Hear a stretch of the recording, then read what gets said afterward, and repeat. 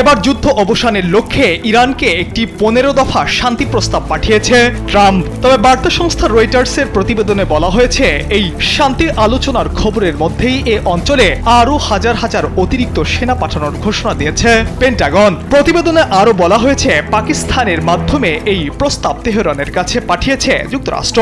তবে এর আগেও পাকিস্তান এই দুই যুদ্ধরত দেশের মধ্যে শান্তি আলোচনার আয়োজক হওয়ার প্রস্তাব দিয়েছিল। স্যান্ডেলিনা সো, রূপচর্চায় আভিজাত্য। ইসরায়েলি সংবাদ মাধ্যম চ্যানেল 12 এই পরিকল্পনার বেশ কিছু শর্ত ও দাবির কথা উল্লেখ করেছে। এর মধ্যে অন্যতম হল কৌশলগতভাবে গুরুত্বপূর্ণ হরমুজ প্রণালী উন্মুক্ত রাখতে হবে এবং একে একটি মুক্ত সামুদ্রিক অঞ্চল হিসেবে ঘোষণা করতে হবে। বিনিময়ে ইরান কি ধরনের সুবিধা পাবে সেটিও উল্লেখ করা হয়েছে।